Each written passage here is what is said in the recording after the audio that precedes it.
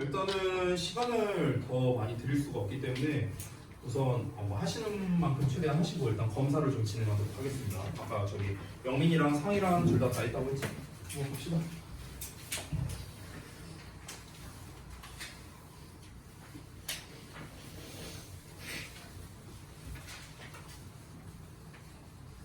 이건 고친답인 거죠? 네. 색깔로 좀 표시해주세요. 잘 구별이 안 돼서. 이렇게 잘 봤습니다. 자, 그다음에 영민.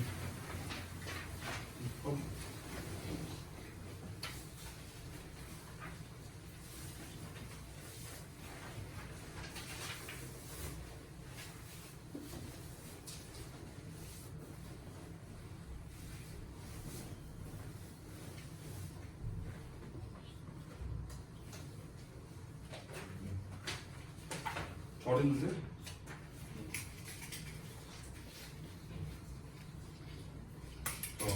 아직 다 못하신 분들이 많지만 지금 이제 시간이 좀 너무 오래 걸려서 벌써 5분 됐어요. 그래서 일단 한 대까지만 제가 좀 검사를 할게요.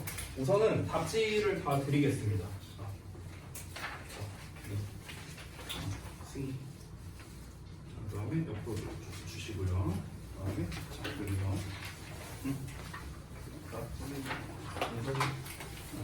자, 일단 하신 데까지만 좀 검사를 이렇게 하겠습니다. 왜 답을 안 골랐어?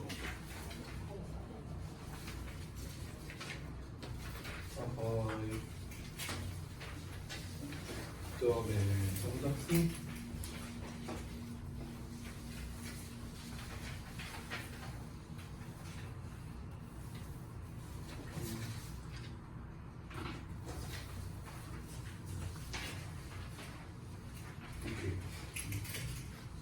잘 봤어요. 자, 다음에 한번 볼까? 됐나? 괜찮아요. 앞에 막 설명 듣고 막 그랬죠? 저기 데스크에서.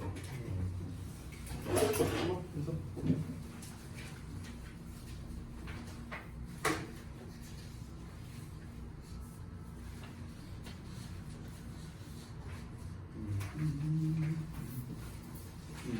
잘 봤습니다. 자, 다음에 지민이.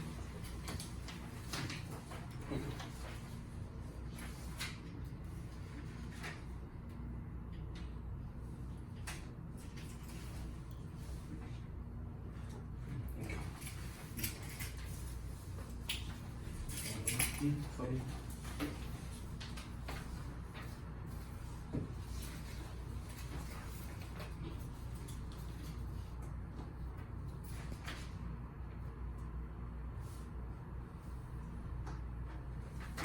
오케이.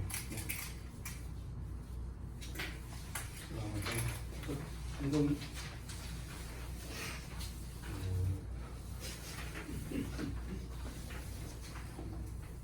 처음 보는 질문 같은데.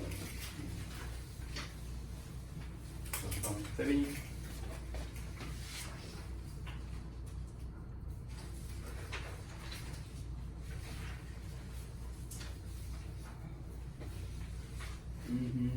네. 자, 그럼 김채.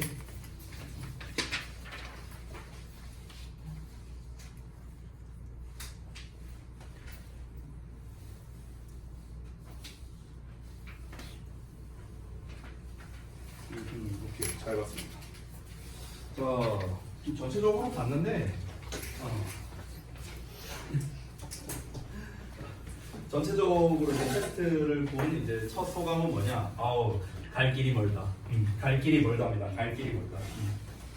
그리고 데일리 테스트에 대한 거는 이제 제가 뭐 이따가 짧게 좀 해설을 해줄게요. 사실은 이제 요것보다 더 중요한 게 있기 때문에 지난번에 이제 우리가 어법 첫 시간에 어법 오리엔테이션을 했잖아요. 그래서 오늘은 독해 뭐 오리엔테이션이라고 하기 좀 그렇고요. 그래서 이 독해에 대한 거를 좀 먼저 제가 말씀을 드리도록 하겠습니다.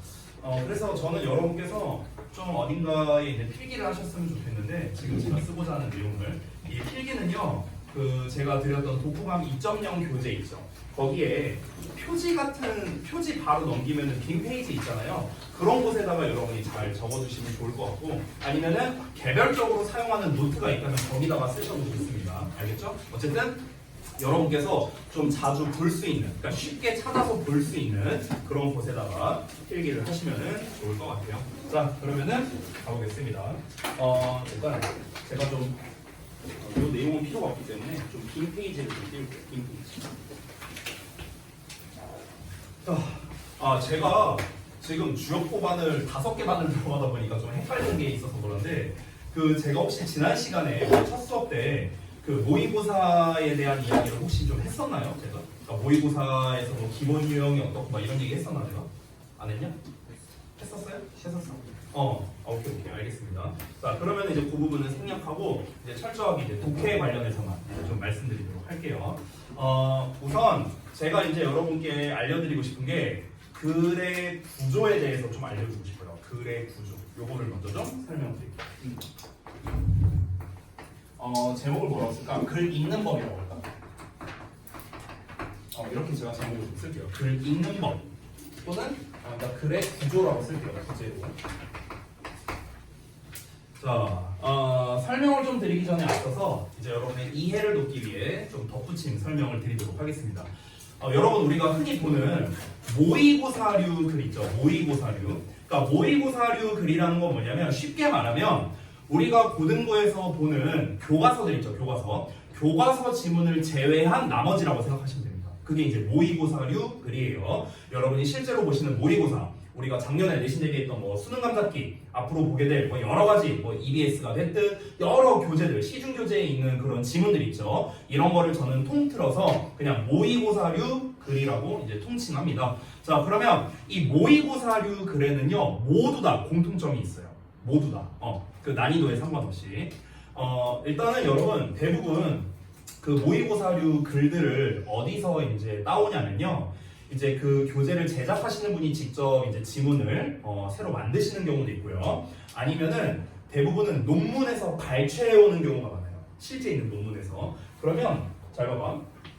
그 논문 사이트 여러분이 혹시 보셨는지 모르겠는데, 보통 이제 요즘에 고등학생이나 대학생들이 많이 쓰는 이제 논문 사이트가 DBPR 사이트가 있죠. 여러분 세특하거나 이럴 때 많이 쓰는 걸로 알고 있습니다. 그런 논문 사이트 말고요, DBPR 같은 사이트 말고 진짜 전문 학술지 같은 사이트 있잖아요. 근데 그런 이제 논문 사이트에 이제 들어가면은 이제 어떻게 되어 있냐면, 일단 제목이 이렇게 있어요. 제목이 이렇게 있고, 그 다음에 이 제목에 대해서 내용이 이렇게 한 3줄 정도 나와 있습니다. 이렇게 미리 보기 같은 형태로 이렇게 나와 있어요. 그러면은 여러분 생각을 해봐. 여러분 혹시 쉬는 날에 오늘 할 것도 없는데 심심한데 논문이나 볼까? 이런 사람이 있어요? 이런 사람이 어딨어? 없죠? 미쳤다고 우리가 무슨 논문을 봅니까? 저도 안 봅니다. 그것도 영어로 된 사이트로 들어가서요? 여러분이 논문을 찾아본다고? 요즘 나온 논문은 뭐가 있지? 이럴 리가 없죠. 그렇죠? 자, 그러면은 이 논문 사이트에서 논문을 보는 사람은 어떤 사람들이겠어요? 굉장히 학문적이거나 학술적인 측면에 관심이 많은 사람들. 이런 사람들이 보지 않겠습니까? 맞죠? 자, 그리고 또 하나, 여러분이 한번 생각을 해봐. 너네가 몇 년에 걸쳐서 정말 고생해서 논문을 써서 게시판에 올렸어. 논문 사이트에 올렸어. 근데 조회수가 1이야. 그러면 되게 보람이 없잖아요. 열심히 쓴 보람이 없잖아. 그러면 여러분, 논문을 게시하는 사람의 마인드는 어떨까요? 내가 쓴 논문을 많은 사람들이 봐줬으면 좋겠다. 이거 아니에요? 아니, 우리가 하물며 이렇게 생각해봐. 내가 인스타그램에다가 스토리 하나 올려. 그럼 그 스토리 올리는 그 심리가 뭡니까? 많은 사람이 봐줬으면 좋겠다 아니에요? 이거 아니에요, 솔직히? 많은 사람이 안 봤으면 좋겠다 하면 스토리에 왜 올립니까? 그렇잖아. 똑같은 거예요. 아니, 우리가 인스타가 됐든 어디가 됐든 게시글 하나 올리는 거의 기본적인 심리는 뭐냐면, 많은 사람들이 봐줬으면 좋겠다잖아. 논문 사이트는 말할 것도 없죠. 이 학술이나 학문적인 걸 많이 연구하는 사람이 내 논문을 보고 뭔가 영감을 얻거나 뭐 피드백을 주거나 뭐 이런 거를 원해서 이제 올릴 거 아닙니까? 그렇죠? 자, 근데 생각을 해봐. 이 논문 사이트를 보는 사람들은 아까 말했다시피 굉장히 학문이나 학술적인 거에 관심이 많은 사람들이에요. 근데 여기에 되게 뻔한 내용이 써 있어. 그러면 클릭을 안 하겠죠. 그쵸? 너무 뻔해. 딱 여기만 보더라도 대충 무슨 내용이겠구나. 짐작이 가잖아. 재미가 없어. 노잼이야. 얘네들 입장에서. 그러니까 안 봅니다. 그럼 이제 논문을 게시하는 사람 입장에서는 최대한 클릭을 많이 하게 하고 싶어. 어떻게 하면 될까? 어떻게 하면 될 것 같아요? 어떻게 하면 많은 사람들이 내 논문을 보게 만들 수 있을 것 같아요? 어떤 거? 오! 맞았어. 정답이야. 어그로 끌어야 돼요. 맞아. 그게 정답이야. 나도 그렇게 표현했어. 수업할 때. 어그로를 끌어야 되는데 근데 모든 내용을 다 어그로성으로 쓸 필요는 없잖아요. 그쵸? 어디만. 여기만 어그로 끌면 되는 거 아니야? 예를 들면 이런 거야.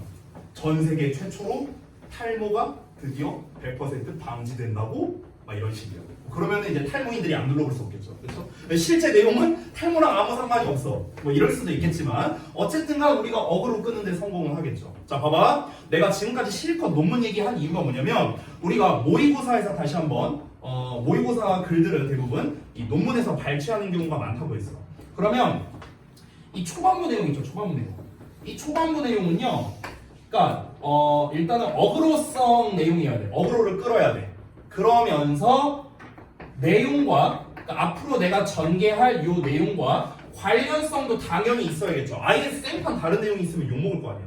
그렇잖아. 그러니까 관련성은 있지만 여기서는 약간 좀 사람들이 좀 이렇게 구미를 당기게 하는 좀 그런 자극적인 거라던가 아니면은 뭔가 되게 좀 비유적으로 표현을 한다거나 함축적으로 표현한다거나 됐어요? 시적으로 표현한다거나 이런 것들을 통해서 이제 사람들의 지적 호기심을 유발하는 거야. 됐냐? 자, 그러면 이 어그로성에 해당하는 초반 내용을 이거를 그대로 이렇게 내용을 따갖고 만든 게 모의고사 지문이란 말이에요. 됐어? 거기에서 이제 단어만 좀 수정하는 거야. 고등부 수준에 맞게. 됐어? 이게 모의고사란 말이야. 그러면 우리가 글을 읽을 때 글의 기본 구조, 이 초반부 내용, 즉 어그로에 해당하는 내용이 보통은 나오기 마련이다. 이렇게 정리할 수 있는 겁니다. 자, 그러면 제가 지금 말했던 이 일명 어그로성에 해당하는 이 초반 내용을 일명 뭐라고 하냐면 우리가 도입부라고 해요. 도입부. 자, 여기 지울게요. 자, 그러면은 도입부에는 당연히 어떤 내용이 나오겠습니까? 내가 앞으로 이제부터 이런 거 얘기할 거야 라는 소재거리를 제시하는 역할을 합니다. 소재를 제시하는 거. 됐어? 이게 도입부 문장이 하는 역할입니다. 나 이제부터 탈모 얘기할 거다. 잘 봐라. 이게 초반 내용이 하는 역할이라고. 알겠죠? 자, 그럼 이제 도입부가 나왔으면 이제 뭐가 나와야 됩니까? 본격적인 이야기가 나와야겠죠. 뭡니까? 본론이 나와야 됩니다. 본론. 근데 이 본론이 바로 무엇이냐? 바로 주제에 해당하는 겁니다. 주제. 주제.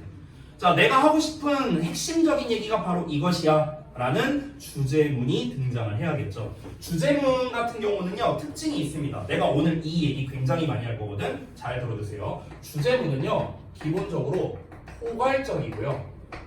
함축적입니다. 포괄적이고 함축적이고 비유적이고 추상적이고 이런 특징을 가지고 있습니다. 나머지는 안 쓸게요. 포괄적, 함축적. 그러니까 이 주제 한 문장이 글 전체를 아우를 수 있는 그런 내용이어야 된다. 이게 주제문이다. 이렇게 정리할 수 있고요. 자, 그럼 주제가 나왔으면은 이제 본격적인 이야기가 시작돼야겠죠. 그게 바로 뭐냐? 이 주제에 대한 부연 설명이 됩니다. 부연이 됩니다. 부연. 그럼 부연 같은 경우는 당연히 포괄적이고 함축적으로 얘기했던 이 주제를 구체적으로 전개를 해야겠죠. 그래서 부연 설명의 특징은 구체적이다 하는 특징을 가지고 있습니다. 자, 글의 기본 구조는 요 세 개예요. 됐어?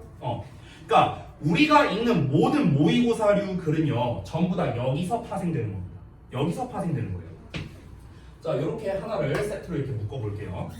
자, 여기에서 추가로 아주 중요한 특징 하나를 말씀드리겠습니다. 특징. 이게 정말 간단한 멘트인데 우리가 모의고사 읽을 때 너무너무 중요한 거거든요. 잘 보세요. 어떤 거냐면 이런 모의고사류 글 있죠. 그냥 모든 글이라고 할게요. 모든 글은요, 주제가 한 개입니다. 이게 굉장히 중요한 멘트예요. 모든 글은요, 주제가 하나예요.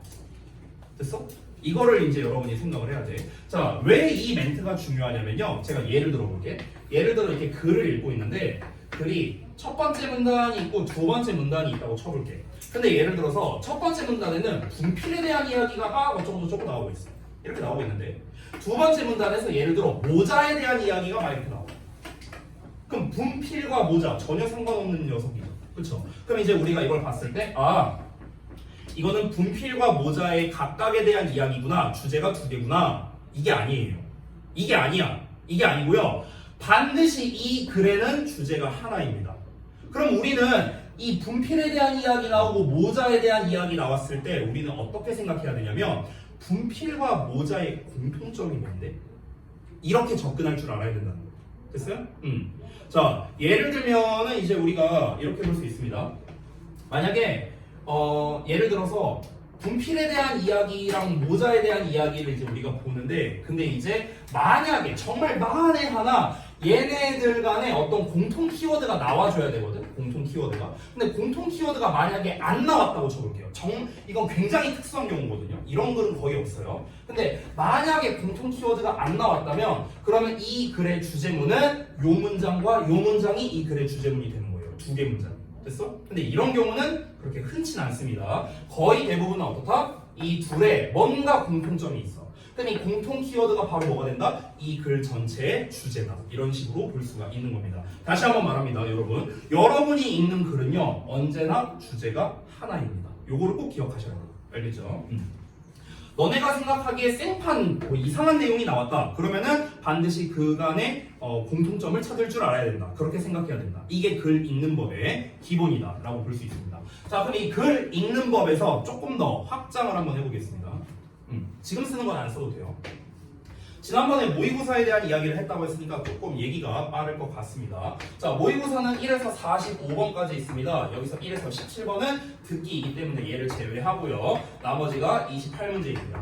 자, 이 28문제 중에서 제가 몇 개를 좀 뽑아보자면 19번, 그 다음에 25, 26, 27, 28, 그 다음에 29, 36, 37, 38, 39, 그 다음에 43, 44, 45. 자, 여기까지 뽑았습니다. 지금 13문제 뽑았거든요. 13문제, 28문제 중에. 그러면은 이 13문제는요, 얘네들의 공통점은 뭐냐면, 얘네들은요, 주제와는 비교적 무관한 문제들입니다.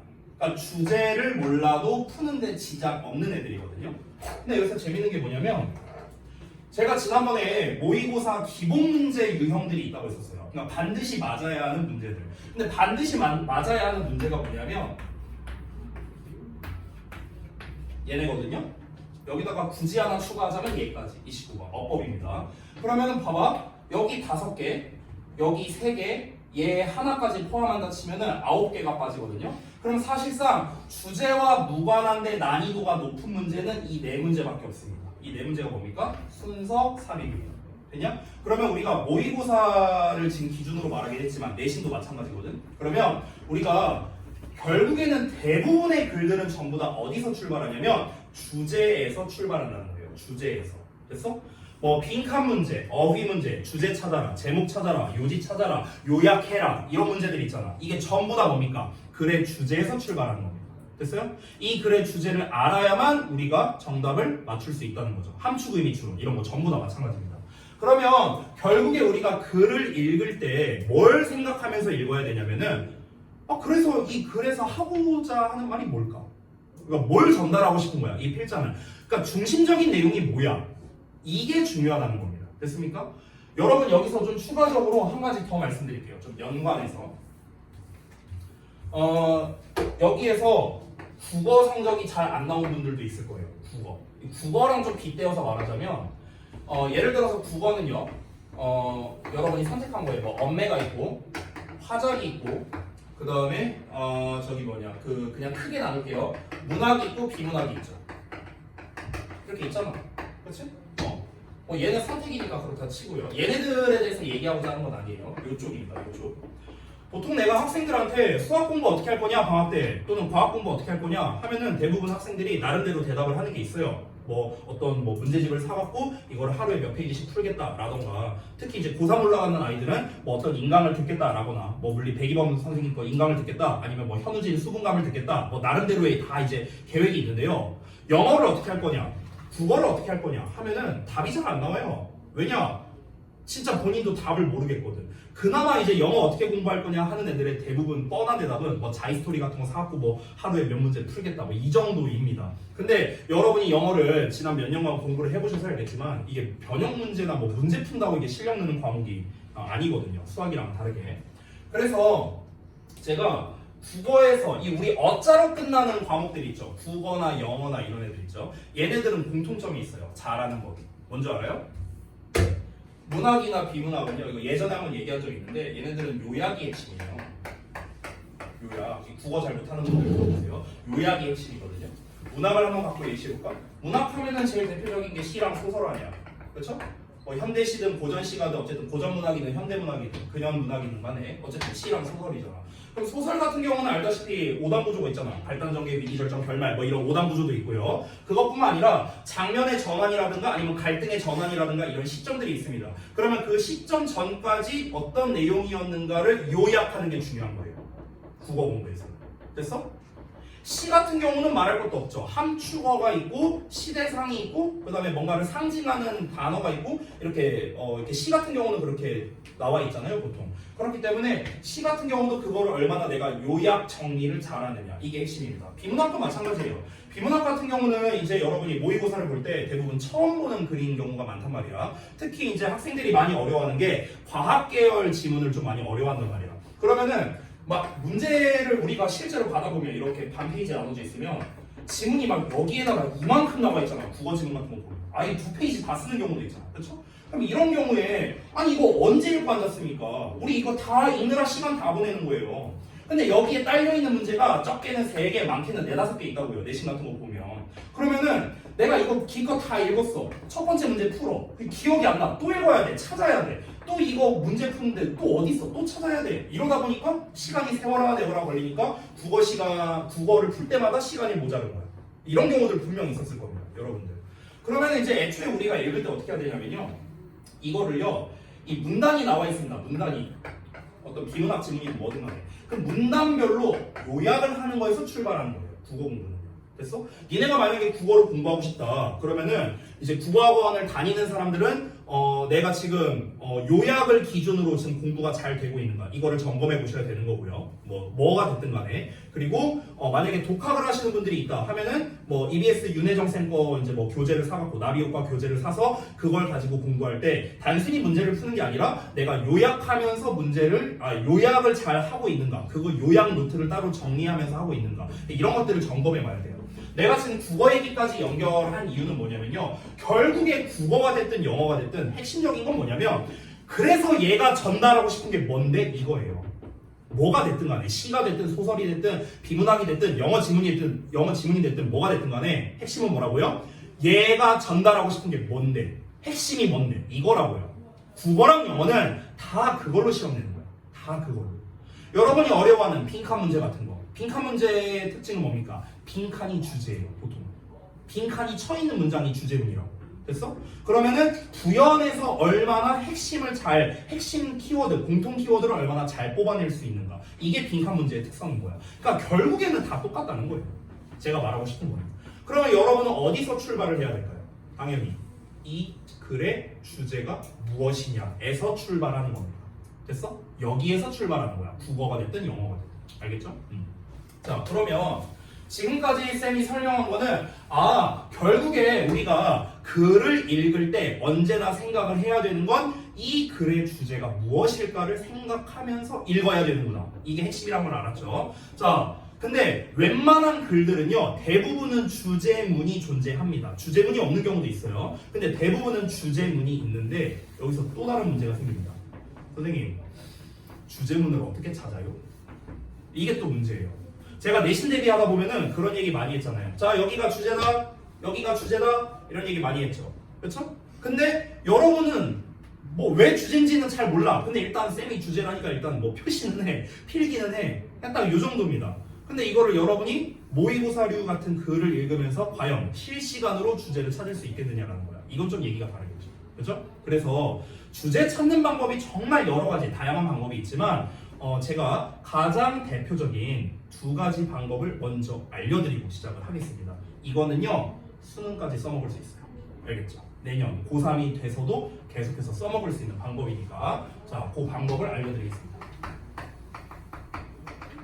주제문 찾는 법입니다. 자, 일단 주제문 찾는 법이라는 게 뭐 절대적인 방법 같은 건 없어요. 뭐 이게 수학이 아니기 때문에 공식이 있는 건 아닙니다. 근데 제가 설명드리는 거는요, 대체적으로 그렇다라는 건데, 일단 주제문을 찾을 때 제가 알려드릴 두 방법에 공통점이 있습니다. 뭐냐면요, 여러분은 절대 잊지 말아야 되는 게 주제문은 반드시 포괄적이고 함축적이라는 거. 요거는 잊지 말아야 돼요. 알겠죠? 그러니까 내가 지금 써주는 두 가지 특징을 가지고 있다 하더라도 포괄적이거나 함축적이지 않다면 그러면 주제가 아닙니다. 알겠죠? 일단 얘가 가장 베이스예요. 베이스. 알겠죠? 자, 그러면은 딱 두 가지로 나눠서 말씀드리겠습니다. 첫 번째, 요거는 내가 지난주에 설명해서 알려줬던 거야. 혹시 기억나는 사람? 지난주 목요일날 내가 설명했었어.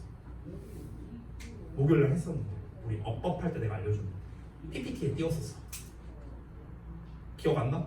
아무도 기억 안 나? 이 그지들아, 지난주에 알려준 일주일도 안 지났는데 이 그지 깽깽이들아. 자, 뭐였습니까? 첫 문장에 뭐였어? 어떤 거? 아니에요. 첫 문장에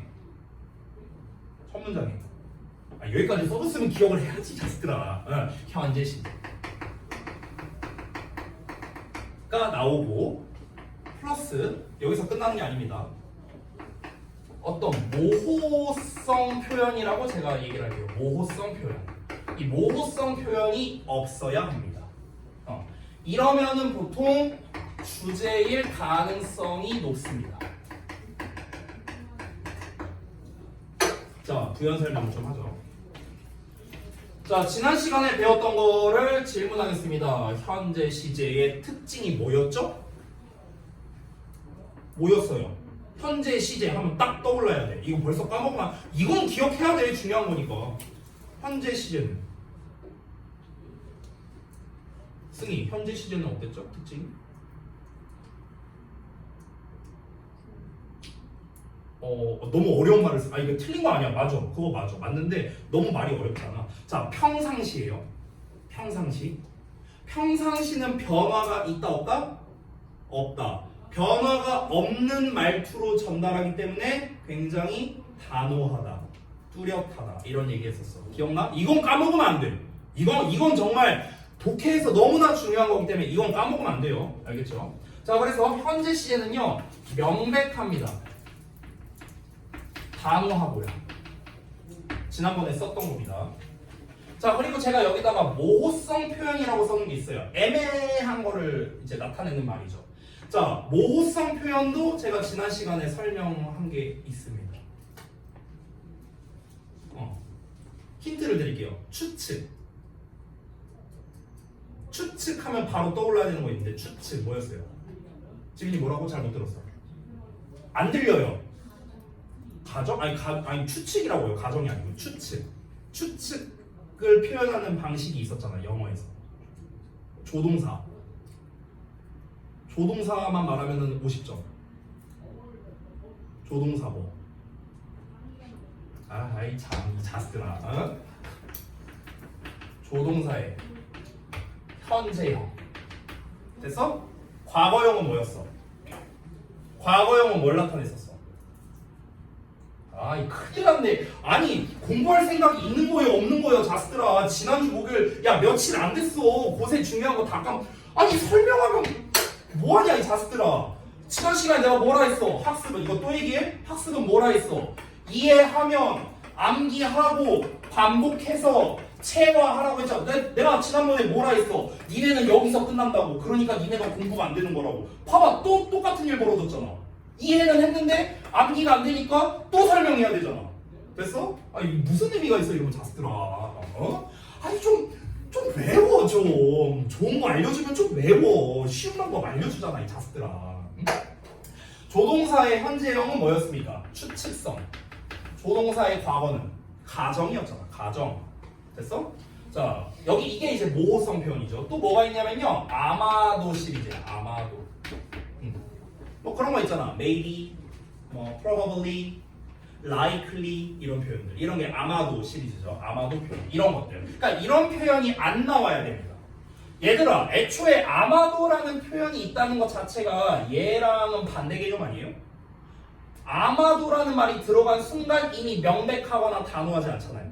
그렇잖아. 내가 예를 들어서 이렇게 말해볼게. 내가 예를 들어서 저기 뭐야, 은성이는 여친이 있어 이렇게 말하는 거랑 은성이 아마 여친이 있을걸? 이거랑 말투가 똑같아요?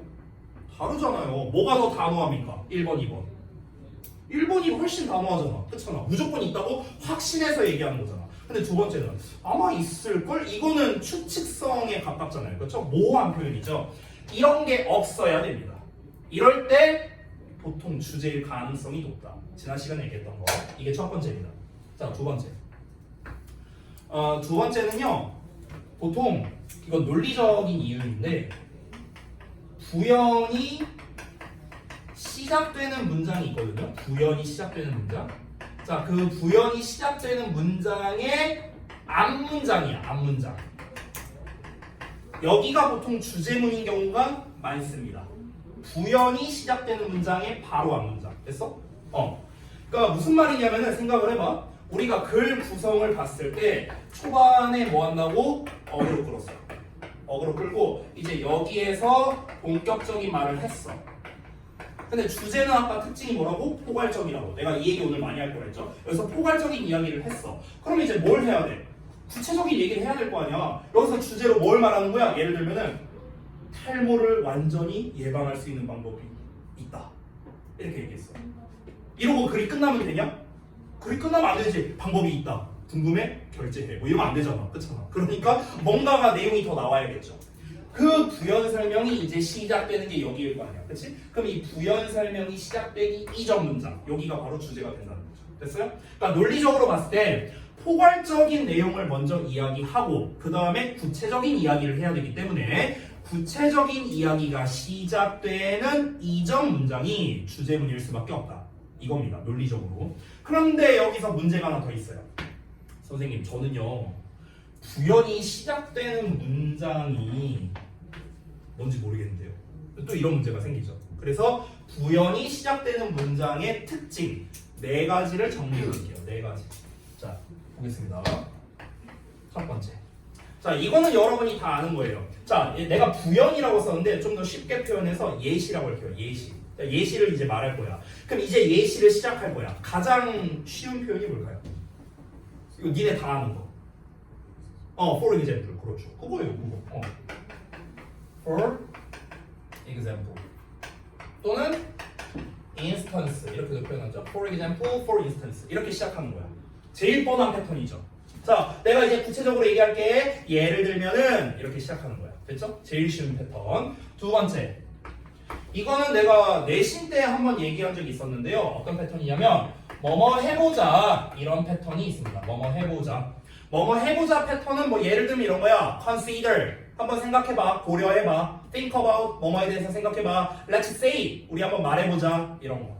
됐냐? 이런 게 전부 다 예시가 시작되는 부분이다. 부연이 시작되는 부분이다.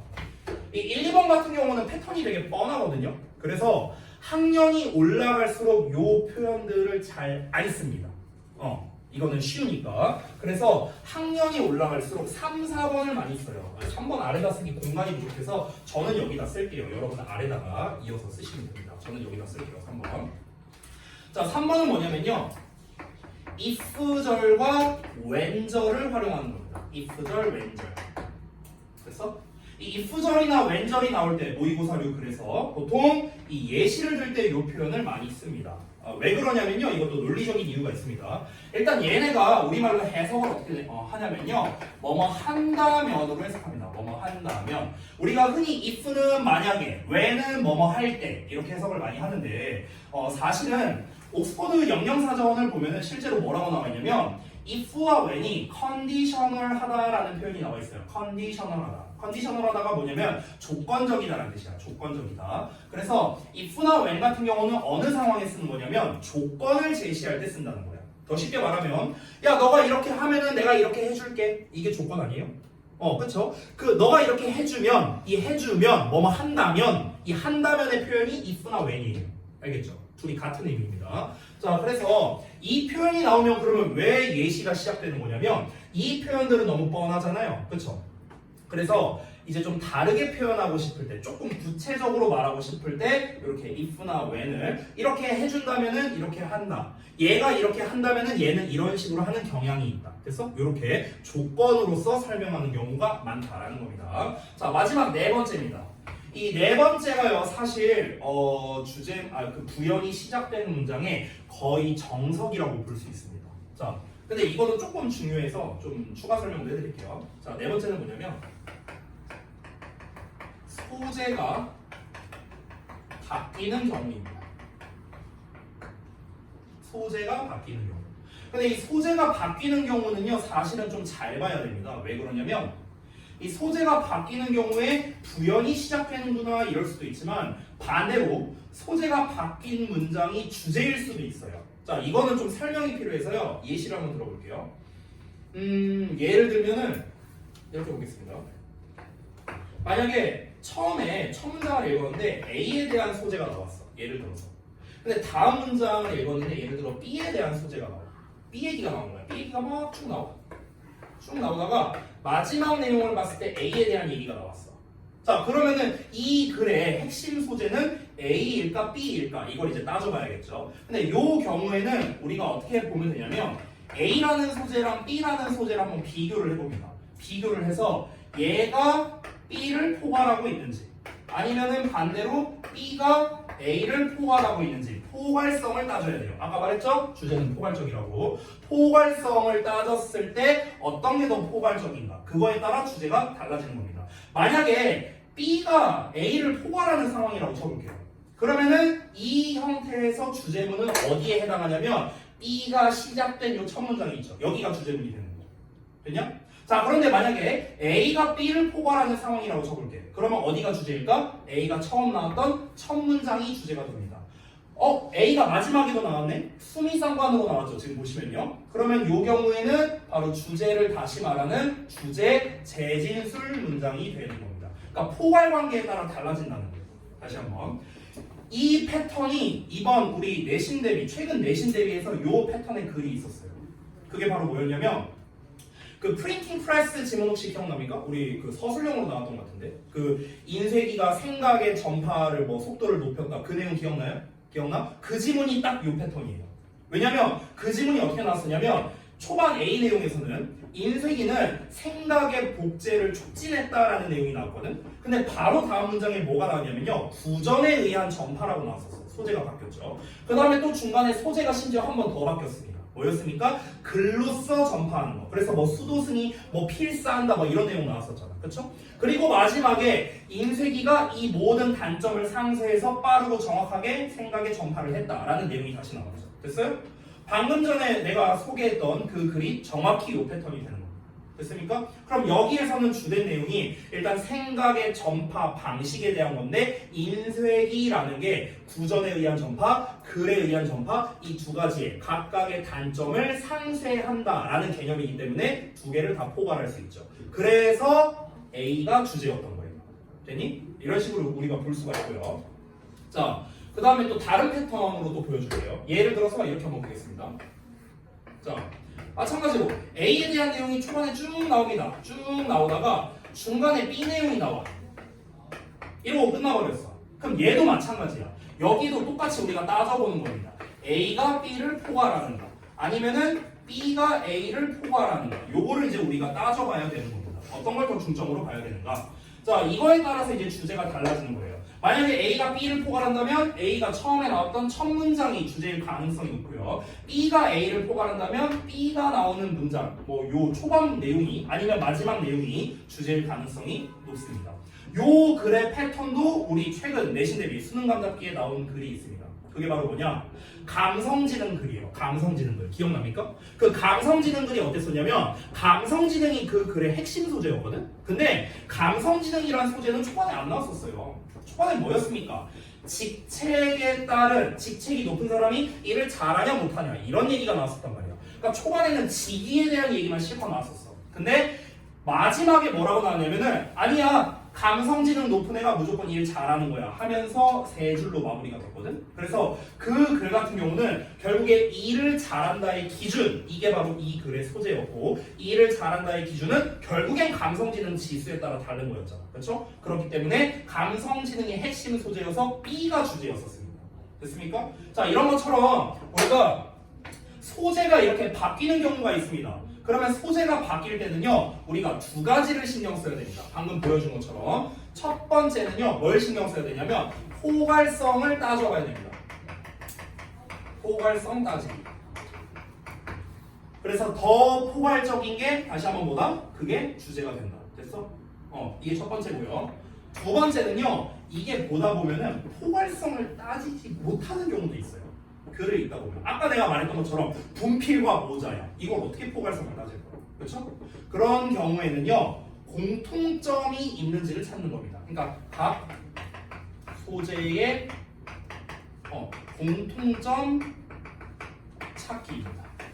그 공통점이 바로 뭐가 됩니까? 글의 주제가 되는 겁니다. 됐습니까? 이게 글 읽는 법의 핵심인 주제문 찾기 내용의 두 가지 내용 중 하나였습니다. 됐죠? 자, 그래서 이제 우리가 인트로로서 이렇게 좀 여러 가지를 좀 봤는데요. 자, 뭐 사실 앞으로 설명드릴 글 읽는 방법의 종류가 너무 많아요. 너무 많은데 한 방에 또 지난주 목요일날 지금 가르쳐준 것도 지금 까먹어갖고 짰더라. 지금 이러고 있는 거예요. 내가 또 한 방에 많이 설명하면은 여러분이 또 기억이 안 나겠죠? 오늘 한 것만 좀 기억해 보겠습니다. 자, 오늘 여러분이 가져가셔야 할 거는요, 이겁니다. 첫 번째, 주제 찾는 게 제일 중요하구나. 두 번째, 주제는 포괄적이고 부여는 구체적이구나. 마지막 세 번째, 주제를 찾을 때는 포괄성을 따지거나 아니면 공통 키워드를 찾아야 되는구나. 됐습니까? 이렇게 세 가지입니다. 세 가지. 딴 거 다 버려도 돼요. 오늘 요 세 가지만 가져가겠습니다. 주제가 중요하다. 주제는 포괄적, 함축적, 부여는 구체적. 세 번째는 포괄성, 그러니까 주제문을 찾을 때 포괄성을 따져보거나 아니면 공통 키워드를 찾아보거나. 됐습니까? 요 세 가지. 요 세 가지만 오늘 가져가시면 딴 거 다 까먹어도 돼요. 딴 거 다 까먹어도 돼요. 요것만 기억합시다 오늘. 알겠죠? 내가 다음 주나 아니면 모레 물어봤을 때 제발 대답해 주세요. 제발 부탁이에요. 자, 그러면 이제 이런 것들을 가지고 여러분이 이제 독해를 하실 때 어떻게 하는 거냐면 이런 데일리 테스트 같은 걸 풀 때 이제 적용을 하는 거예요. 적용을. 데일리 테스트를 풀든 모의고사를 하든 뭘 하든 간에 이제 이런 거를 적용해서 푸는 겁니다. 1번 문제, 그러니까 지금 이거를 상세하게 제가 막 이렇게 해설하진 않을 겁니다. 근데 이제 예를 들어 보자면 지금 이제 선택형 어휘 문제로 나와 있죠. 데일리 테스트 1번 보면은요. 이런 문제는요, 요즘에 안 나와요. 내신에서도 안 나오고요. 모의고사에서도 안 나옵니다. 우리 특히 주역고 내신에서는 이런 문제를 여러분이 본 적이 없을 겁니다. 주역에서 이렇게 안 되죠. 주역에서 어떻게 됩니까? 그냥 빈 칸으로 뚫어버립니다. 이거. 그렇죠? 우리 시험에 나왔잖아. 2학기 중간고사, 기말고사에 전부 다. 빈칸 빵빵빵 뚫어갖고 여기 A, B, C에 들어갈 단어로 적절한 거 골라라. 이 문제 나왔잖아. 2학기 내내 나왔죠. 그렇죠? 이런 식으로 내지 이렇게 단어를 제시해주고 출제하는 문제는 좀 유행이 많이 지났습니다. 근데 우리 주역에서 내던 그 빈칸 문제든 이렇게 선택형 어휘 문제든 공통점은 뭐냐면요, 두 가지가 있습니다. 첫 번째는 반이어 관계라는 거예요. 웬만하면 반대말. 그리고 두 번째는요, 아무데나 이렇게 단어에 밑줄을 치지 않습니다. 아무데나 치지 않고요, 주제와 관련 있는 거에만 체크를 합니다. 그래서 우리가 이런 어휘 문제 같은 걸 풀 때는 주제를 알아야만 풀 수 있다는 거. 그러니까 주제가 중요하다는 거. 됐죠? 요 정도만 얘기할게요. 뭐 글에 대한 내용은 이제 제가 뭐 해설지에 이렇게 좀 대략 써놨으니까 요거 그냥 참고하시고요. 자, 그 다음에 두 번째, 요약문도 마찬가지예요. 이 요약문 같은 경우도 제가 막 풀이법을 사실 몇 번 알려드린 적이 있어요. 뭐 동사를 먼저 찾고 뭐하고 이런 것들 나왔는데, 아니 근데 결국 요약이라는 것 자체는 이 글 전체를 압축하는 거잖아요. 그럼 압축을 하려면은 핵심 내용을 뽑아야겠죠. 그렇죠? 그러니까 결국에 얘도 뭡니까? 주제에서 출발하는 거라고. 됐어요? 자, 그 다음에 우리가 세 번째로 본 구문 독해 있죠. 얘도 뭐 말할 게 없습니다. 여러분 봐봐. 우리가 독해를 하려면요, 독해 실력을 늘리려면은 두 가지가 돼야 되거든요. 그러니까 직독직해가 돼야 되고요. 그 다음에 구조독해가 돼야 되거든요. 이 두 개가 돼야만 우리가 진정한 의미로서 독해를 할 수 있는데 직독직해는 뭐냐면 일단 구문 분석 해야겠죠. 그리고 우리가 어휘를 알아야겠죠. 그렇죠? 이거를 모르는데 어떻게 직독직해래요? 말이 안 되죠? 자, 직독직해가 돼야 이제 우리가 글 구조를 파악하는 구조독해가 가능합니다. 구조독해는 뭡니까? 아, 여기가 주제구나, 여기가 부연 설명이구나, 아, 여기가 통념이구나, 여기는 반박이구나, 여기가 질문하는 부분이고, 여기가 답변이고, 여기가 원인이고, 결과고, A와 B가 비교 대조되고 있고, 이런 것들. 됐어? 이런 게 이제 글 구조독해라는 거예요. 우리가 독해를 잘하려면요, 일단 당연히 여기서 출발을 해야 됩니다. 여러분이 아까 전에 요 문제를 푼 걸 봤어요. 이 구문독해 한 걸 봤는데, 네, 아직 갈 길이 멀었다고 아까 전에 얘기를 했죠. 구문독해 할 때의 중요한 거는요, 제 개인적인 생각인데, 일단 구문 분석 능력과 어휘력입니다. 여기 써놓은 것처럼. 여기서 말하는 어휘력은요, 단어 뜻을 아냐 모르느냐만 해당되지는 않습니다. 왜냐면 아까 내가 봤던 충격적인 것 중 하나가 뭐냐, 여러분들이 어디 갔더라? 여기 리퀘스트였나? 아마? 요 단어였던 것 같은데 리퀘스트를 질문 하나로 써놓으신 분들이 있더라고요. 몇몇 분들을 봤을 때. 또는 ask라고 나왔다고 해도 똑같습니다. 그러니까 ask가 나오면 ask는 무조건 질문하다예요. 니네가 써놓는 거는. 여러분, 어떻게 영단어와 한글 뜻이 1대1 대응이 됩니까? 말이 안 되죠. 그러니까 뭐 예를 들면 이런 거야. ask라는 단어를 놓고 보면 ask에 만약에 for가 나오거나 to 부정사가 나온다. 이러면은 이제 요구, 요청의 뜻이 되고 for나 to가 안 나오면 질문의 뜻이다. 이런 것들. 이런 게 어휘력이에요. 이런 게 어휘력. 됐어? ask 질문하다 누가 모릅니까? 우리 아들내미도 압니다. 근데 상황에 따라서 의미가 달라지잖아요. 그러니까 그 상황까지도 우리가 아는 게 진정한 어휘력이라고 할 수가 있는 거예요. 그래서 여러분께서 이제 앞으로 이 교재를 가지고 학습을 하실 때는요, 어느 하나 소홀함이 없어야 됩니다. 요거에 대한 거, 요거에 대한 거. 특히 직독직해에서 구문이나 어휘에서 좀 중요한 부분이 있다면 제가 중간중간에 필기를 해드릴 겁니다. 여러분이 잘 필기를 하시고, 우리 독후감 2.0 교재를 보시면 우측 하단에 수업 시간 필기 뭐 이런 공간 같은 게 있어요. 박스로 한번 보시면 압니다. 우측 하단에 보이세요? 네모 박스 보이십니까? 거기다가 이제 필기하는 란이 있어요. 그러니까 그런 곳에다가 좀 정리를 잘 해서 필기 잘 하고, 필기를 했으면 어떻게 해야 됩니까? 암기를 해야 돼요. 됐죠? 이렇게 학습을 하시기 바랍니다.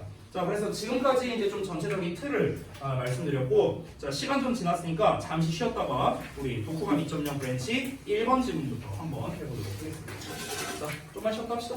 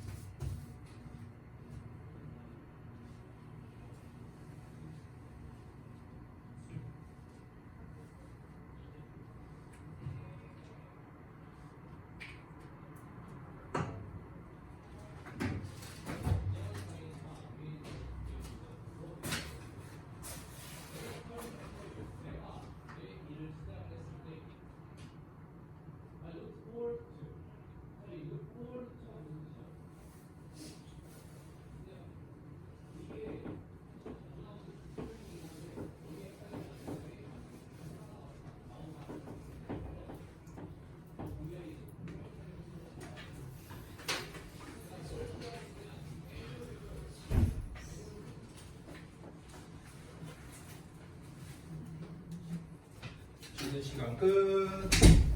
나눠볼까? 교재를 좀 다 펴주실래요? 교재?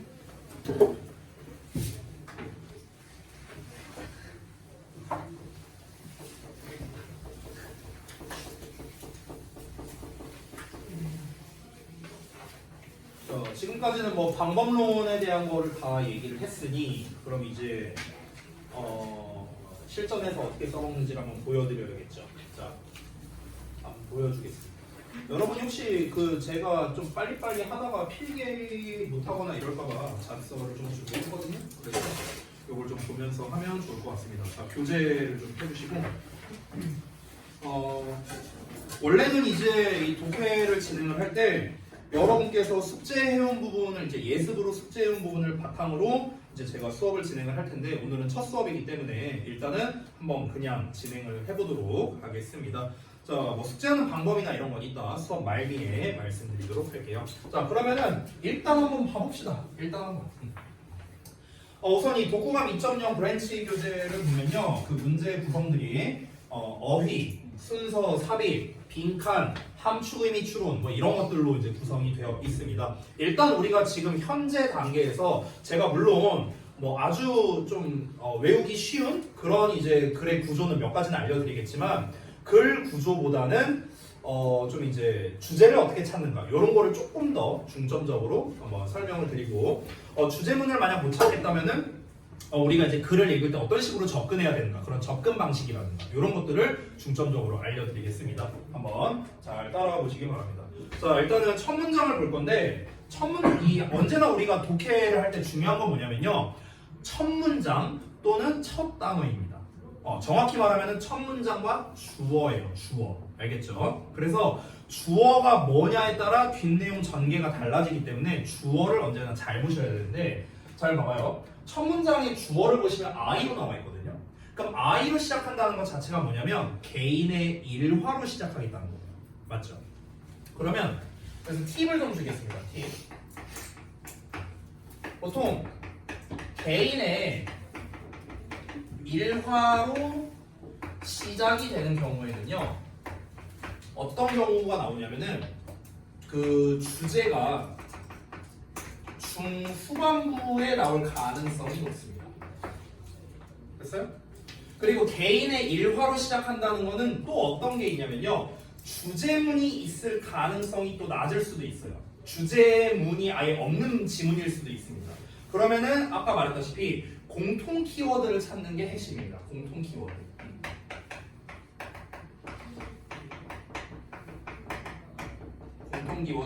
공통 키워드 찾기. 이게 핵심일 가능성이 높다. 개인의 일화로 시작하는 경우에는 주제가 중후반부에 나올 가능성이 높고요. 또는 공통 키워드를 찾아야 되는 경우일 가능성이 높다. 이렇게 보시면 됩니다. 자, 그러면 개인의 일화가 어디까지 나오는지를 봐야 되는데, I가 주어니까 I, my, me, mine 이 표현이 어디까지 나오는지를 우리가 보면 되겠죠. I was sitting 해갖고 나와 있고 여긴 안 나와 있고 my future meal 이렇게 나와 있어요. my라고 나와 있습니다. 근데 그 다음을 봐봐라 얘들아. 갑자기 고대 그리스인 나와 있어. 그쵸? 여기까지는 그리스인에 대한 얘기가 하나도 없거든. 근데 갑자기 고대 그리스인 얘기가 나와. 소재가 바뀌네. 그럼 소재가 바뀔 때는 우리가 뭘 봐야 된다? 포괄성이나 공통점을 봐야 된다고. 됐어? 그럼 여기서 나를 주어로 했을 때 전개한 내용이 있잖아요. 그쵸? 이거랑 고대 그리스인을 주어로 했을 때 전개되는 내용이 있을 거 아닙니까? 이것의 공통점을 찾아야 됩니다. 자, 그러면은 첫 번째 팁을 줬고요. 요거는요, 글 구조로 써볼게요. 이 지문의 구조입니다. 자, 첫 번째는 나를 기준으로 하는 겁니다. 나를 기준으로 했을 때 얘가 어떤 내용을 전개하는가. 그 다음에 두 번째는요, 고대 그리스인. 이걸 기준으로 했을 때 글이 어떻게 전개되는가, 이거를 봐야 되고요. 이 두 개에서 우리는 공통점을 찾아내야 됩니다. 그게 바로 이 글의 핵심 내용이 될 것입니다. 알겠죠? 자, 그러면은 이제 이 문제에 대한 정답은 제가 이걸 보면서 바로 알려드릴 거예요. 근데 정답을 어떻게 도출하는가, 그거를 좀 같이 보여드리도록 하겠습니다. 지금 문제가 어휘 문제잖아요. 어휘 문제. 문맥상 낱말의 쓰임이 적절하지 않은 거 몰라라. 아까도 말했다시피 어휘는 아무데나 밑줄 치지 않고 주제와 연관성이 있는 곳에 밑줄을 치거든요. 그러면 일단 우리가 글을 읽으면서 글의 주제를 파악하고, 그리고 이 흐름상 어색한 어휘는 당연히 주제에서 뭔가 벗어났으니까 어색할 거 아닙니까? 그런 거를 찾는 거를 한번 보도록 하겠습니다. 자, 첫 문장부터 한번 가볼게요. I was sitting outside a restaurant in Spain. 내가 스페인에서 한 식당 바깥에 앉아 있었습니다. 어느 여름날 저녁에요. Waiting for dinner. 저녁 식사를 기다리면서. 이 상황을 한번 그려봐요. 그러니까 일화로 시작할 때는요, 본인들이 한번 감정이입을 한번 해본다고 생각해보세요. 내가 어떤 식당, 스페인에 어떤 식당이 있는데 그 바깥쪽에서 저녁 식사를 기다리면서 앉아있었대. 어디 테라스 같은 데 앉아있었나? 이런 이미지를 한번 상상을 해봐. The aroma of the kitchen is excited my taste buds. 이렇게 나왔는데 여기 taste bud라는 표현이 별주 단어에 나와 있습니다. 미뢰라고 나와 있죠. 혀의 미각 기관입니다. 그러면 주방의 아로마가 향기죠, 향기. 주방의 향기가 나의 미각 기관, 나의 미각 기관을 자극했대요. 이어서 my future meal, 나의 미래의 식사. 미래의 식사라는 건 뭐겠습니까? 당연히 지금 주문하고 기다리고 있는 상황이잖아. 그러면 곧 나오게 될 나의 식사, 이거를 말하는 거겠죠. 그러면 곧 나오게 될 나의 식사가 was coming to me, 나에게 다가오고 있었는데 어떻게 다가오고 있었냐면 in the form of molecules, 분자의 형태로 다가오고 있었대. 분자의 형태? 이게 무슨 말이지? drifting through the air. drift 하면은요 떠다니다라는 뜻이거든요. 떠다니다. 그러면 공기 중을 통해서 떠다니면서 분자의 형태로 다가왔는데 다음 문장 보면 여기 투 보이십니까? 투? 요것도 좀 추가로 필기를 하자면 우리가 흔히 투 동사 원형을 너무 뭐뭐해서 뭐뭐 할 수 없다 이렇게 해석을 많이 합니다. 근데 이거는 정석 해석이 아니에요. 그 해석은 so they can't에 해당됩니다. 이 투는 해석을 어떻게 하냐면 투부정사 하기에 너무 뭐뭐한 이렇게 해석이 됩니다. 투부정사 하기에 너무 뭐뭐한, 이거 하기에 너무 뭐뭐한 되니 이게 원래 해석의 정석이에요. 그리고 언제나 여러분이 잊지 말아야 하는 건 투동사원형 앞에 for가 나왔으면 뭡니까 정체가?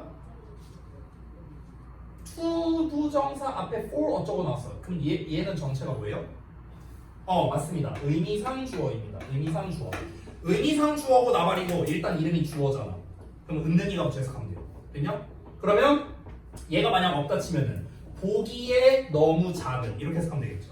근데 중간에 이 for my eyes가 있잖아. 어떻게 해석하면 돼요? 내 눈이 보기에 너무 작은. 됐냐? 이렇게 해석하면 된다. 다시 내 눈이 보기에는 너무 작지만 내 코에 의해서는 감지되는 그런 분자랍니다. 됐어? 자, 다시 한번 볼게요. 자, 지금 상황을 보겠습니다. 그 다음 문장부터가 고대 그리스인 얘기 나오는 거야. 여기까지 해서 나의 일화 끝났습니다. 자, 이 이미지를 다시 한번 볼까? 내가 음식 주문해놓고 식당 밖에서 이렇게 앉아서 기다리고 있었어. 근데 이제 그 요리를 하고 있을 거 아닙니까? 내 음식을. 그럼 막 이게 그 주방의 향기가 이제 막 내 침샘 같은 걸 자극했나 봐. 여러분 그런 경험 없냐? 저기 그 내가 어제 질문했을 때는 그 경험이 없다 해서 내가 좀 살짝 놀랐는데 우리 반은 있는지 한번 물어볼게요. 그 지하철역 같은 데 가면 델리만주 팔거든요. 그럼 델리만주 그 냄새가 팍 이렇게 퍼졌을 때 오씨 겁나 맛있겠다. 이거 혹시 경험해본 사람 없어요? 없어요? 우리 반도? 없어? 아, 은성이 있어요? 그래, 다행이다. 너밖에 없다. 근데 막상 사 먹으면 별로 맛없고 이런 거 있죠. 어쨌든가 그 냄새가 맛을 못 이기는 막 그런 경우 있잖아. 빵 굽는 냄새가 좀 보통 그런 거 같아. 아무튼간. 그러니까 어떠냐면은요. 이렇게 지하철역이나 이런 데 갔을 때 특히 이제 빵집 같은 데 앞에 지나가면 어떠냐면요. 그러니까 눈에 보이진 않아요. 어떻게 조리를 하고 있는지 보이진 않는데 근데 그 냄새가 이렇게 나잖아요. 그렇죠? 음식 냄새가 나죠. 그러니까 눈에는 보이진 않지만 눈으로 보기에는 너무나 작지만 코에 의해서는 감지가 되죠. 근데 이 코에 의해 감지되는 게 왜 감지가 되겠습니까? 그 어떤 냄새를 전달하는 어떤 분자가 있을 거 아닙니까? 그 분자가 내 코로 와서 이렇게 내 코가 이제 감지를 하니까 그러니까 이제 냄새가 나는 거겠죠. 됐니? 자, 지금 그런 상황이에요. 자, 그럼 여기까지 봤을 때 나의 일화를 통해서 우리가 알 수 있는 키워드를 두 개만 한번 뽑아볼까요? 이 나 이야기가 여기서 끝났어. 그럼 뭘 말하고 싶은 것 같아? 이 필자는 두 가지만 키워드를 뽑아보자. 뭐에 대한 얘기를 하고 싶은 것 같아? 여기까지 읽었을 때 일단 어떤 얘기가 많이 나왔어요? 그걸 생각해봐. 어떤 얘기가 많이 나왔어? 세 문장 읽었을 때 냄새 얘기 많이 나왔어. 냄새. 오케이, 좋아. 냄새 얘기 많이 나오고 한 개만 더 뽑아보자. 자, 냄새 얘기 나왔는데 이 냄새가 어떻게 전달이 된다고 했죠? 어떻게 전달된다? 분자. 됐어? 분자. 됐어? 이렇게 두 개를 뽑았습니다. 냄새를 내가 맡았는데 그 공기 중에 있는 분자를 통해서 내가 냄새를 지각할 수 있었다. 이거죠. 자, 이런 상황입니다. 일단 나의 일화를 통해서 여기까지 일단 키워드를 뽑았고요. 자, 그러면 고대 그리스인 입장에서는 어떤가? 자, 시점이 바뀌었죠? 그래서 여기서도 어떤 키워드가 나올 겁니다. 근데 그 키워드에서 얘네가 나오는지를 봐야 돼요. 됐어요? 앞에서 뽑았던 애들 한번 볼게요. 고대 그리스 사람들은 최초로 come upon the idea 하면은 떠올려내다라는 뜻입니다. 이 come upon이 떠올리다야, 떠올리다. 그러면 원자의 개념을 최초로 떠올렸대요. 원자 얘기 나왔네? 앞에서 말했던 모큐스, 분자랑 연결되는 거 아니야? 그렇죠? 자, 그러면 일단 고대 그리스인 얘기에서 원자 얘기 나왔습니다. 원자 얘기. 원자의 개념을요, this way, 이런 식으로 떠올리게 된대요. 이런 식으로. 이런 식이 뭔데? 방금 말했던 방식으로. 즉, the smell of baking bread. smell 나왔네? 냄새 나왔네요, 냄새. 그렇죠? 빵 굽는 냄새가 suggested to them. 그들에게 제시했을 거래요. 대절을요. Small particles of bread. 자, 빵의 작은 입자가, 여기 입자라는 말도 나왔네요. 그럼 입자라는 건 결국에는 원자랑 비슷한 개념이겠죠. 그죠? 빵의 작은 입자들이 existed beyond vision. 시각을 넘어서, 시야를 넘어서서 존재한다는 것을 알려줬답니다. 됐습니까? 시야를 넘어서서 존재한다는 게 무슨 말입니까?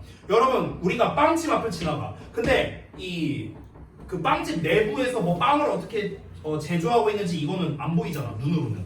그러니까 시야를 넘어서. 근데 실제로 빵은 존재하죠. 그러니까 냄새가 날 거 아닙니까? 그렇죠? 그러니까 이 냄새라는 거는 어떻습니까? 그 냄새를 전달하는 입자들은 우리 눈에는 보이지 않습니다. 보이진 않지만 그 빵의 냄새를 전달하는 입자가 존재한다는 건 확실하겠죠. 그렇죠? 입자가 있으니까 우리가 냄새를 맡을 수 있는 거 아닙니까? 그래서 그 얘기하는 겁니다. 그럼 결국에는 냄새, 분자, 원자, 입자 얘네가 다 같은 말이다 라는 걸 우리가 일단 알 수 있었어요. 그럼 여기까지 읽었을 때는 우리가 생각할 수 있는 게 그러면 이 글은 어떤 입자를 통해서 우리가 냄새를 맡을 수 있다 이걸 말하고 싶은 건가? 이렇게 알 수 있죠. 지금까지 봤을 때는요. 자, 근데 다음 내용을 볼게요. 다음 내용 봐봐. The cycle of weather래요. 날씨의 순환이래. 날씨의 순환. 자, 주어가 또 바뀌었죠. 아까 고대 그리스인 나의 입장을 말했는데 이번에 아까 전까지는 냄새와 분자를 연결했잖아. 그렇지? 근데 지금은 날씨의 순환이라고 했거든요. 그럼 제가 여기다가 좀 구현으로 날씨라고 한번 써볼게요. 날씨의 순환이라고 할게요. 날씨의 순환. 자, 이 날씨의 순환이 미리 답을 알려드릴게요. disproved가 틀렸고요. reinforced로 써야 됩니다. disproved는 반박하다라는 뜻이고 reinforced는 강화하다라는 뜻이에요. 자, 그럼 다시 돌아가서 날씨의 순환이 이 개념을 반박한다 또는 강화한다 이런 겁니다. 반박한다면은 뒤에 반대 내용이 나와야겠죠. 지금까지 얘기한 거. 분자를 통해서 냄새가 전달된다. 이 내용이었잖아. 지금까지. 근데 날씨의 순환 얘기가 나왔을 때는 분자를 통해서 냄새가 전달된다. 이거의 반대 내용이 나와야 되는 거야. 만약에 disproved가 정답이라면. 됐어? 뒷내용을 볼게. A puddle of water on the ground. 자, 땅 위에 있는 물의 웅덩이입니다. 물 웅덩이가 gradually dries out. 어떻게 된다? 점차적으로 마른대요.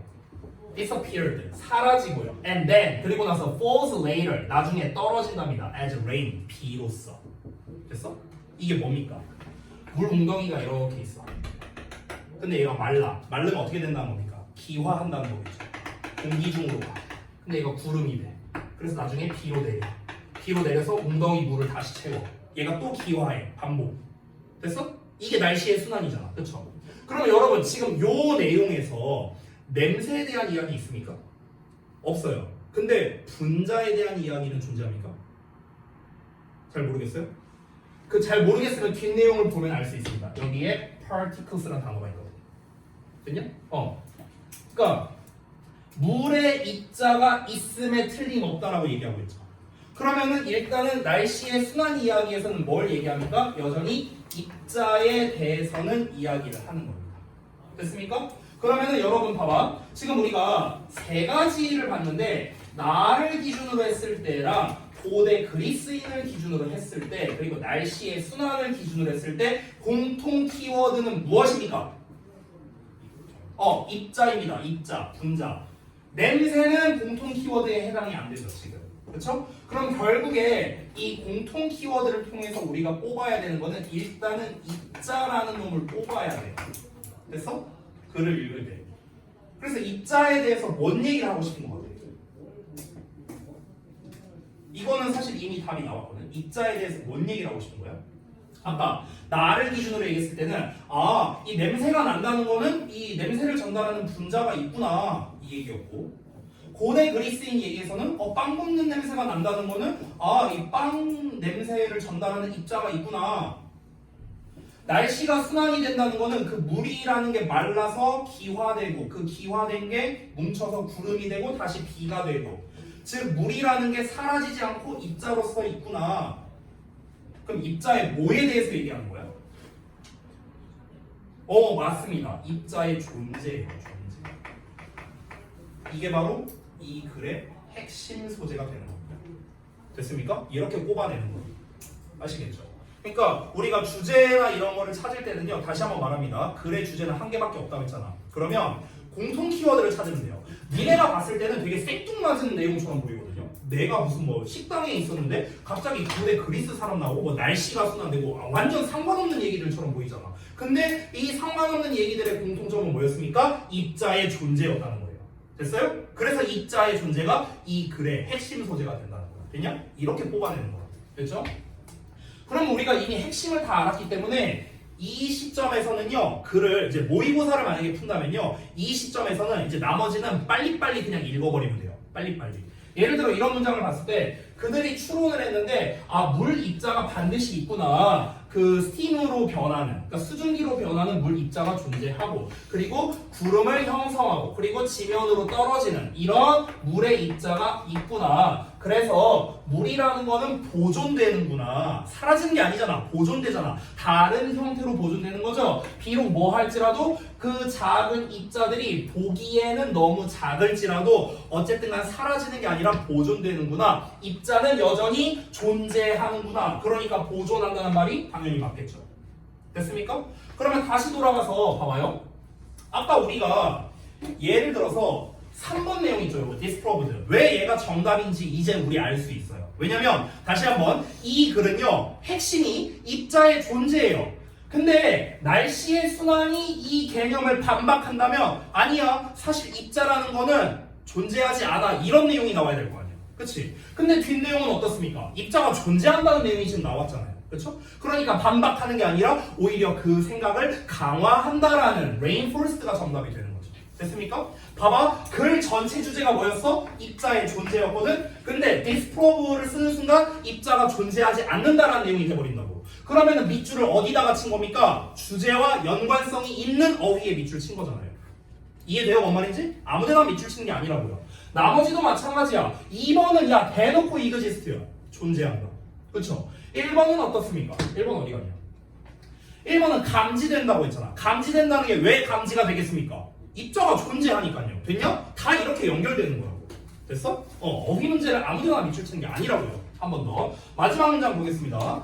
My paella in Spain. 자, 스페인에서의 나의 파에야가, 이 파에야가 그 음식 이름이에요. 그러면은 스페인에서 내가 먹었던, 다시 나의 일화로 돌아왔어요. 그 파에야가 나에게 영감을 줬는데 4,000년이나 너무 늦게, 여기서 단어 하나 좀 알아줍시다. 여기 take the credit for, 이게 한 세트예요. take the credit for. 그래서 뭐뭐에 대한 공로를 인정받다라는 뜻입니다. 뭐뭐에 대한 공로를 인정받다. 공로상 할 때 그 공로야. 그래서 뭐뭐에 대한 공로를 인정받다. 자, 그래서 to take the credit for atomic theory. 여기 atomic 또 나왔네요. 원자 이론에 대한 공로를 인정받기에는 나는 4,000년이나 너무 늦게 내게 영감을 주었다. 이런 겁니다. 이러면서 끝났는데 이건 뭔 말이냐면은 이제 이 사람이 이제 스페인의 식당에 가갖고 냄새가 나. 아니 지금 내 눈에 안 보이는데 내 눈으로는 감지가 안 되는데 코로는 감지가 되네? 입자라는 게 존재하니까 그러겠지? 와, 근데 이 사실을 4,000년 전에 고대 그리스 사람들이 알았다고? 와, 개쩌네. 나는 그럼 4,000년이나 늦게 이걸 알게 된 거네? 그래서 늦게 이제 밑줄이 쳐져 있었던 거고 4,000년이나 늦게 알게 된 거네. 와 고대 그리스 사람들 개쩐다. 이런 상황이에요 지금. 됐어요? 자 이렇게 해서 이제 내용이 마무리가 됐습니다. 그래서 정리를 하자면은 결국에는 음식의 향, 물의 증발 이런 것들에서의 공통점은 결국에는 아까 말했다시피 입자의 존재에 대한 거였죠. 그래서 고대 그리스 사람들이 이런 원자 이론의 아이디어를 처음으로 제시했다라는 거를 이제 개인의 일화와 고대 그리스 사람들 그리고 날씨의 순환이라는 세 가지 소재를 통해서 공통 키워드로서 전달한 그런 류의 글이었다. 이렇게 볼 수 있습니다. 됐습니까? 자, 여러분 근데 복잡하게 생각할 거 없고요. 그냥 단순하게 가자고요. 우리 단순하게. 전혀 생뚱맞은 얘기가 나온다. 어떻게 하라고요? 이거 공통점 찾아야 돼. 이렇게 생각하라고. 알겠죠? 생뚱맞았죠? 완전 생뚱맞았죠? 그럼 어떻게 하라고요? 공통점이 있어. 이렇게. 됐어? 이렇게 접근하면 된다. 아시겠죠? 자, 그 하단에 요약하는 부분이 있습니다. 그래서 그 부분은 제가 이제 원래는 여러분이 숙제를 해와야 되는데 오늘은 그냥 바로 좀 보여드리도록 할게요. 그 여러분 숙제하실 때 어떻게 해야 되냐면요. 여기 풀이 분석이라고 써 있는 게 있고 학습 셀프 점검이라고 있습니다. 요것들을 여러분이 각자 개인적으로 체크를 하시면 돼요. 여기 번역 난이도라고 나와 있고 내용 파악 난이도라고 나왔는데 전부 다 개인 체감 난이도를 쓰는 겁니다. 번역 난이도는요 말 그대로 직독직해 난이도고요. 내용 파악 난이도는 이 내용이 무슨 내용인가 하는 거를 말하는 겁니다. 쓸 시간 줄게 뭐 이렇게 열심히 쓰고 있어. 학습 셀프 점검은 여러분이 읽고 이제 OX에 체크를 하시면 됩니다. 자 요약 한번 같이 읽어볼게요. 자, 글쓴이는 스페인의 한 식당에서 저녁 식사를 기다리면서 주방에 파에야 요리의 냄새가 어떻게 분자, 여기 분자로 써도 되고 원자로 써도 되고 입자로 써도 됩니다. 어쨌든 본문에서 모어큐 분자로 나왔기 때문에 저는 분자로 썼어요. 자, 분자의 형태로 자신의 코에 오게 되는지를 생각을 한 거죠. 자, 지금으로부터 4,000년 전에 고대 그리스 사람들은 빵이나 물과 같은 그런 물질의 입자가 너무 작으니까 눈에 보이지 않더라도 원자로서 또는 입자로서 존재한다는 것을 알고 있었다고요. 그래서 그에 대해서 감탄하고 있는 어떤 필자의 일화를 다룬 글이다. 이렇게 정리할 수가 있겠습니다. 자, 하단에 선지 분석이라고 써 있는 게 있는데 요거는 이제 단어로 나와 있었기 때문에 단어의 뜻 정도만 여러분이 써주시면 됩니다. 1번에 detect 감지하다죠. 2번 exist 존재하다 너무 쉽고요. 3번에 disprove 아까 알려줬죠. 반박하다. 4번에 conserve는 보존하다. 5번에 late는 늦은 또는 늦게 이렇게 해석이 되겠죠. 됐습니까? 자, 여러분이 이제 숙제를 하실 때 어떻게 하셔야 되냐면요. 요 내용을 다 이제 푸시면 돼요. 똑같이 푸시고 여기에서 추가적으로 빈 공간 있잖아. 한 이쯤 뭐 여기다 쓰셔도 되고 아니면 요쯤에다가 쓰셔도 되는데 제가 지금 수업 시간에 뭘 썼냐면요. 글의 소재를 썼습니다. 입자의 존재라고. 됐습니까? 근데 제가 처음부터 이걸 쓰진 않았죠. 그렇죠? 처음엔 어떻게 했습니까? 과정을 썼어요. 이렇게 과정을 쓰고 난 다음에 이제 최종적으로 저는 소재를 작성했거든요. 그래서 이거는 선택적입니다. 이 과정을 쓸 거냐 말 거냐는 개인의 선택에 맡기도록 할게요. 대신에 이 소재 있죠, 소재. 요거를 여러분이 빈 공간에다 써주시면 됩니다. 숙제하실 때. 예를 들면 이런 식이에요. 입자의 존재. 이런 식으로. 됐죠? 이런 식으로 이제 써주시면 됩니다. 이 글은 주제문이 없는 글이거든요. 왜냐면은 세 개의 공통 키워드를 뽑아야 되기 때문에 어디가 딱 주제다 이렇게 뽑을 수가 없습니다. 근데 그런 류의 글들이 몇 개가 있어요. 그러니까 특히 2.0 브랜치에 그런 글들이 좀 많이 있어. 그래서 제가 주제문에 표시해라 라는 미션은 일단은 당분간 안 드리고요. 우선은 글의 핵심 소재를 뽑아내는 것 이것부터 우리가 차근히 연습하자고요. 알겠죠? 자, 그 다음 페이지를 보시면은 이제 여기에 영작하는 게 있는데요. 요거를 제가 좀 방법을 알려드릴게요. 자, 여기 이거 지워도 되죠? 여기 지울게요. 자, 일단 제 거는 이제 교사용이다 보니까 이제 답지가 나와 있는데 여러분은 이제 여기가 비워져 있을 거 아닙니까? 그래서 영작을 하는 거에 가장 기본 중에 기본을 알려줄게. 근데 이 기본이 되게 유용하게 써먹힐 겁니다. 잘 보세요.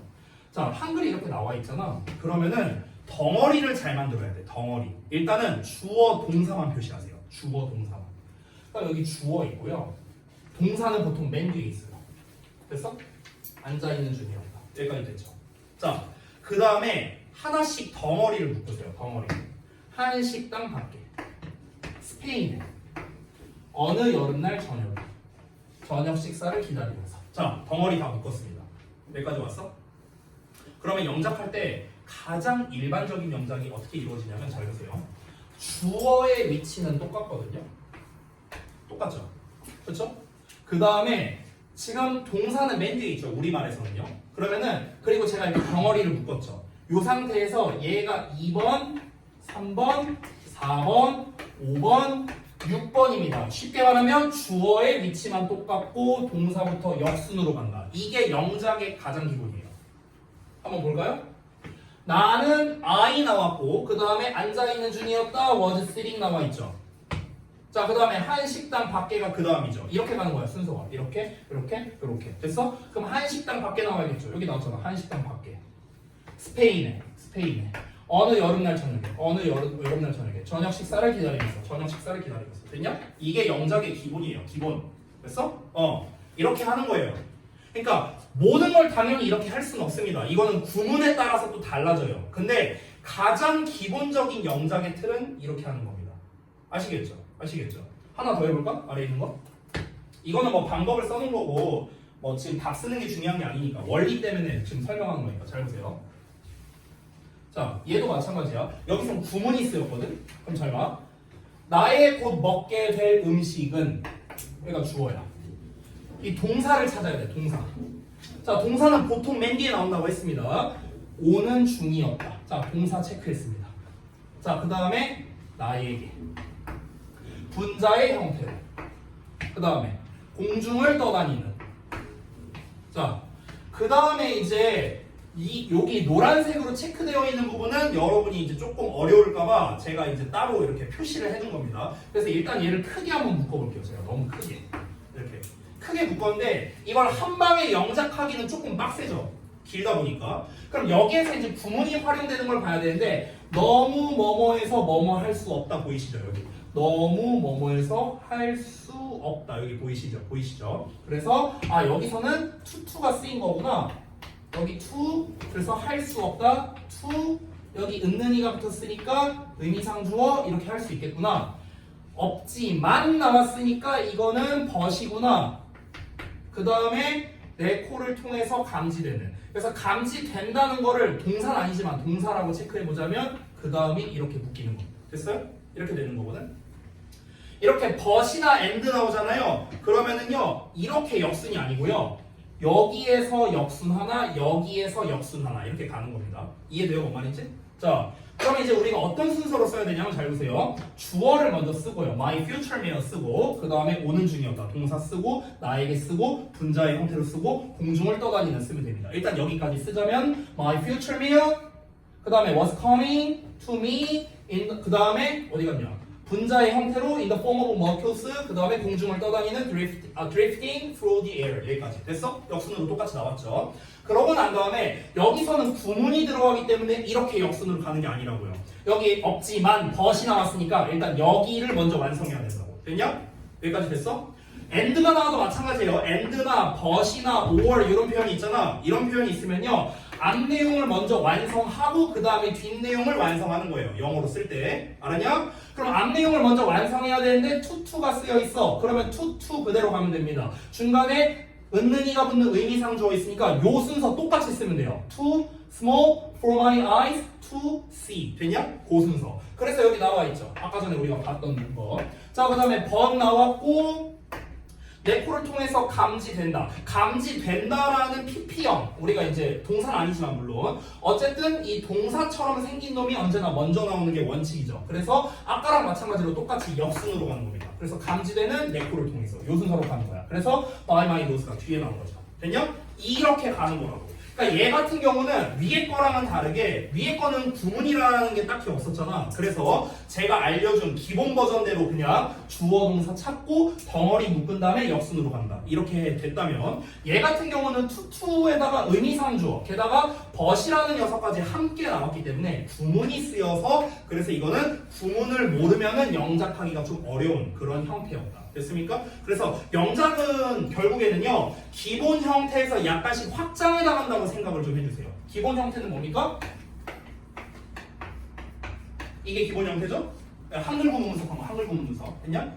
이 기본 형태에서 중간중간에 이제 구문 같은 게 들어갈 수 있다고요. 관계사가 됐든, 가정법이 됐든, 더비교급이 됐든, 투투가 됐든, 소데켄트가 됐든, 여러 가지 구문 사항이 이렇게 중간중간에 껴들어갈 수 있는 겁니다. 그럴 때 우리가 중간중간에 하나씩 잘 써주기만 하면 돼요. 근데 지금 바로 2단계를 하기에는 솔직히 좀 어렵거든. 그러니까 일단 여러분은 오늘 마지막으로 기억해야 될 거, 영작할 때 기본틀은 이거다. 됐냐? 요것만 가져가셔도 여러분의 영작 실력이 50%는 상승할 겁니다. 아시겠죠? 자, 여기까지 해서 마치도록 하겠습니다. 간단히 이 정도로 하고요. 자, 그러면 우리 숙제 말씀드리고 마치도록 하겠습니다. 오늘이 1월 6일. 그리고 나 하나 물어볼 게 있는데, 그 혹시 다음 주에 화요일이나 목요일 날, 오늘 이제 하필 또 결석자가 있었는데, 다음 주에 혹시 결석할 일 있는 사람 있냐? 뭐 어디 뭐 여행을 간다거나. 없죠? 없죠? 알았습니다. 그러니까 갑자기 아프거나 뭐 이런 경우는 있을 수 있겠지만, 그런 특수한 경우 제외하고 뭐 이렇게 이미 예정돼 있거나 뭐 그런 거 없으시죠? 알았어요.